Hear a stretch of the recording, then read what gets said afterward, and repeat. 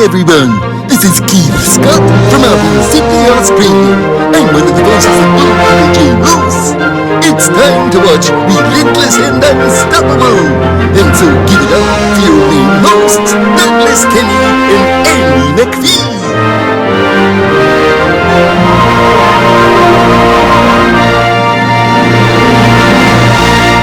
That's nice. That sounds like a great career. You pushed through definitely through schooling. Yeah, yeah, for sure. Like I said, I always knew I wanted to go through to college, and I thought it'd be good. I can't say I didn't waste money paying for those 2 years, but like at the end of the day, and my dad was always saying like, it wasn't a waste of money. You learned something, even if you failed, you must have learned something. And I didn't share my grades with them, but I was just he was like, oh, that's not a waste of money. Don't look at it like that. And um, but yeah, then yeah, I'm proud of myself. But it took me more than 4 years to get the the full degree because I had to push through it. But I'm glad I did, and it shows. I mean, I'm very grateful for it, and if I hadn't gone through all those business classes, I don't know if I would have helped my mom, start the cleaning company, and it's yeah, I'm very happy that I got through it. Great to hear.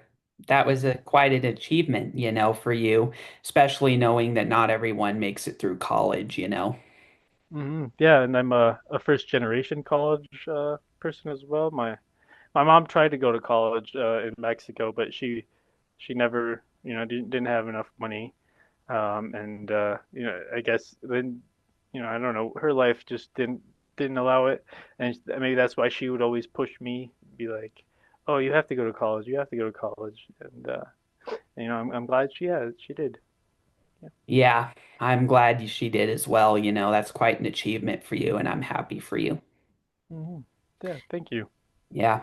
After I left Estes Park and then went through the rough adjustment, I went to a high school in southern Arizona, and it was a Florence High School for Florence Unified School District, and it started out good. It started out good for me personally, but then when the stress built up, and then as I progressed through the years, it became evident to me that the people behind my IEP, let's just say that there was a deficiency with hmm communication and chemistry, a huge deficiency, in fact. And so it ended up turning toxic, because, and outside of that, there was bullying and violence going on throughout the entire campus. And in those days, mental health wasn't really known about as much as it Yeah. is today. And everybody's needs are different. And so it was sort of a relationship that started out good.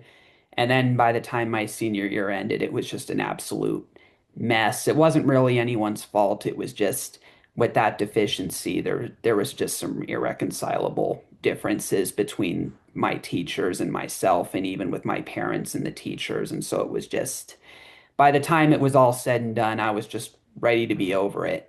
hmm And there was some hard feelings that happened afterwards, although I did move on.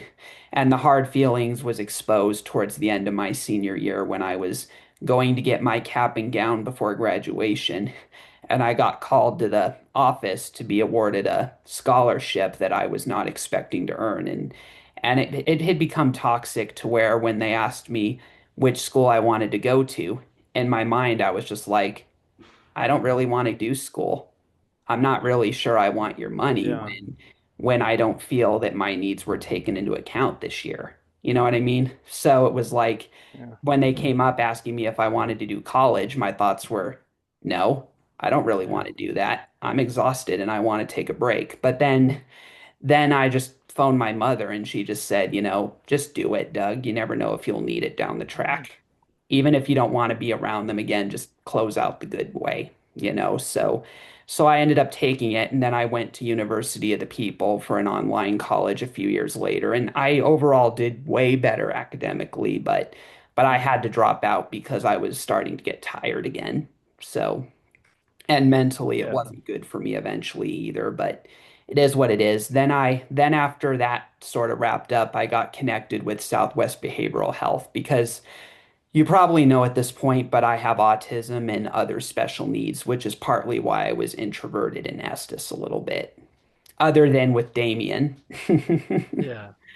But yeah, then I went to Southwest Behavioral Health and they had a program called the Southwest Autism Center of Excellence, which is a day treatment program that turns into residential living and then building that independence for independent living. I currently live in one of their residential homes at the moment with a bunch of housemates that are also autistic and have other special needs.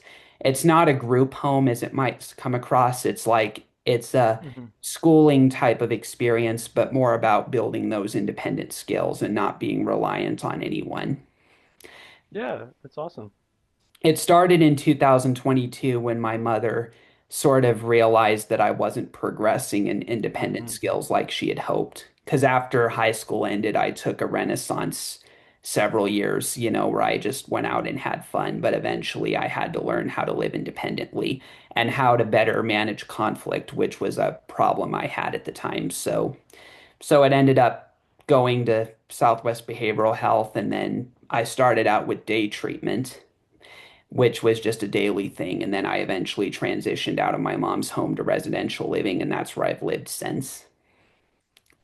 Gee, that was awesome. It's good to hear that you're able to get through that, and I'm sure it's been every step has been another bit of growth for you, like getting this job, and eventually we'll see another step, and but yeah, I have a